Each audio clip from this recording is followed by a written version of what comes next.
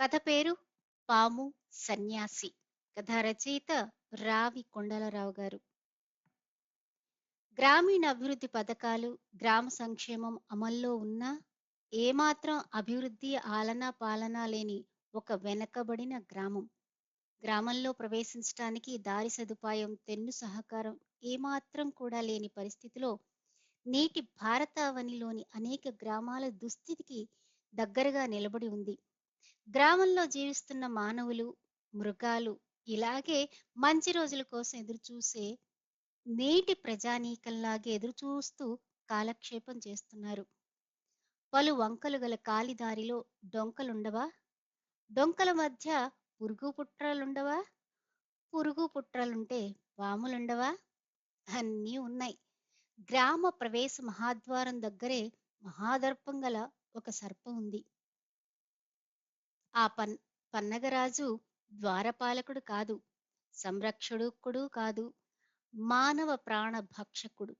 అటు ఇటు వెళ్ళేవారిని, వచ్చేవారిని కాటు వేయడమో, పోటు పొడవడమో చేస్తూ ఆ ప్రాణి గిలగలా కొట్టుకుంటూ విలవలా తన్నుకుంటూ ఉంటే ఆ పన్నగ ప్రభువు పన్ను కట్టకుండా వినోదం పొందే ప్రేక్షక మహాశయుడిలా ఆనందంతో పడగెత్తి తన గడప మీద చిందులు వేస్తూ ఉంటాడు. అసలే చిన్న వసతి లేకుండా బాధపడుతున్న ఆ గ్రామ బాధా సర్పదష్టులు నిజంగా సర్పదష్టులవుతున్నారు.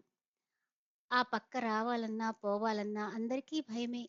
రాత్రి పగలు అన్న భేదం లేకుండా ఆ భుజంగం చాలా నియమనిష్టలతో అక్కడ ప్రాణుల కోసం కాపలా కాస్తూ ఉంటుంది. అలా ఉండగా ఒకనాటి సూర్యోదయ కాలంలో ఒక సన్యాసి ఆ గ్రామం వైపు వచ్చాడు. ఆ కుగ్రామీణులంతా అతని ముందు మోకరిల్లి మొరపెట్టుకున్నారు. స్వామి, మేము మా ప్రాణాలన్నీ నిత్యం అరచేతిలో పెట్టుకుని బతుకుతున్నాం.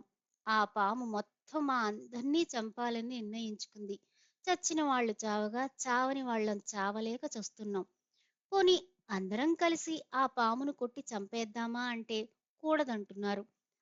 అసలైన ఆ నాగరాజును చంపడం బ్రహ్మహత్య అంటున్నారు. మేమేం చెయ్యాలి?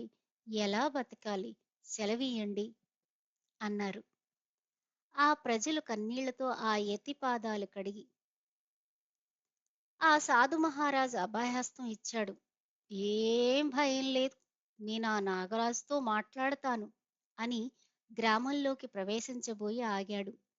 అతన్ని చూడ్డంతోనే బుసలు కొడుతూ విసవిసా వచ్చింది పాము కాటు వేయాలని. ఆగు అన్నాడు సన్యాసి. ఆగింది పాము. సన్యాసి వంక భక్తిభావంతో చూసింది. చూడు సర్పరాజా, నీ కంటపడే మనుషులందరినీ కాటువేసి చంపుతున్నావట. అది న్యాయమా? భావ్యమా? వాళ్ళేం అపకారం చేశారు నీకు? వాళ్ళ గ్రామంలోకి వాళ్ళని వెళ్ళనీయకుండా అడ్డగించి ప్రాణాలు హరిస్తున్నావే, తప్పు కాదా? వాళ్ళంతా కలిసి నీ మీద దాడి చేసి కర్రలతో బాదితే నీ ప్రాణం ఏమవుతుందో ఆలోచించావా? ప్రజలు ఓర్మి వహించినంత కాలం వహిస్తారు. ఎప్పుడో నాడు నీ పుట్ట మీద పడి నీ పొట్ట మీద కొడతారు.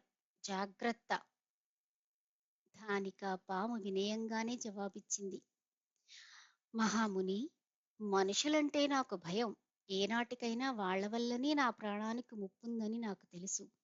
నా తల్లిదండ్రుల్ని, తాత ముత్తాతల్ని ఈ నీచ మానవులే పొట్టన పెట్టుకున్నారు. అంచేతనే నేను కనిపించిన మనిషిని విడిచిపెట్టడం లేదు. సన్యాసి నవ్వాడు.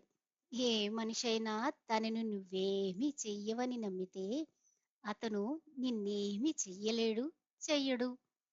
నీ జాతంతా కాటువేసే జాతే కనుక వాళ్ళు భయపడి మిమ్మల్ని చంపుతున్నారు. నువ్వు ఎవర్నీ ఏమీ చెయ్యకుండా అహింసావ్రతం అవలంబించు. వాళ్ళు నిన్నేమీ చెయ్యరు.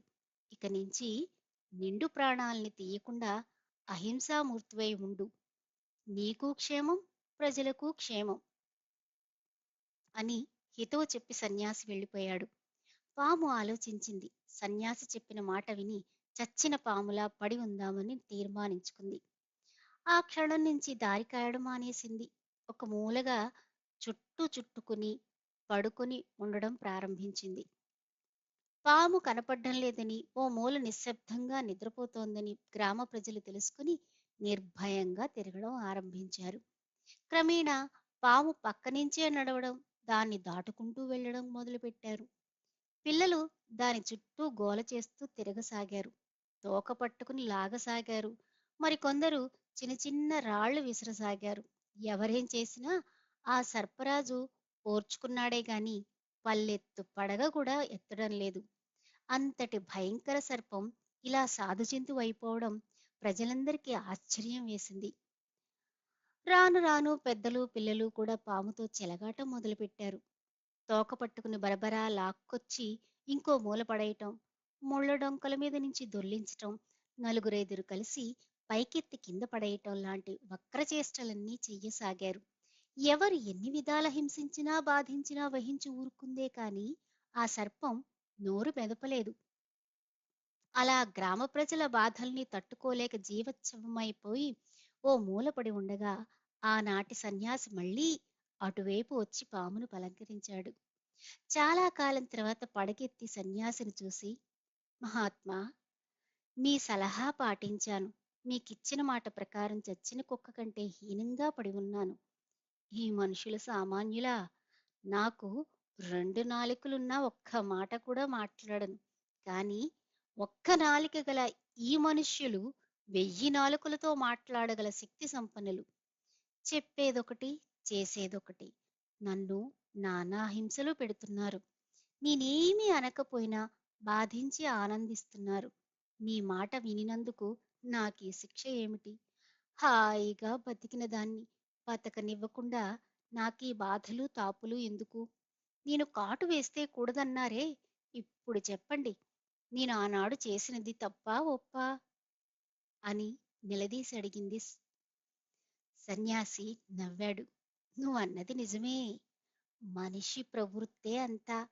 కదలక మెదలక పడి ఉన్న వాళ్ళని హింసించడం రాక్షస నైజం. అది ఇవాళ మానవ నైజం అయిపోయింది. కానీ ఒకటి, నువ్వు వాళ్ళని కరవడమో కాటు వేయడమో చేయొద్దన్నాను కాని బుస కొట్టవద్దన్నానా? వాళ్ళు నీ దగ్గరకొచ్చినప్పుడు నువ్వు గట్టిగా ఖస్సుమన్నావనుకో, తుస్సుమని పారిపోతారు. అహింసో అని కూచుంటే అనాగరిక మానవులు ఊరుకోరు. బుస కొట్టడం నీ ఆత్మరక్షణ. నిన్ను బాధించటానికొచ్చిన వాళ్ళని బెదిరించకపోతే ఎలా? ఇక మీదట నీ దగ్గరగా ఎవరొచ్చినా కస్సుబుస్సులాడు.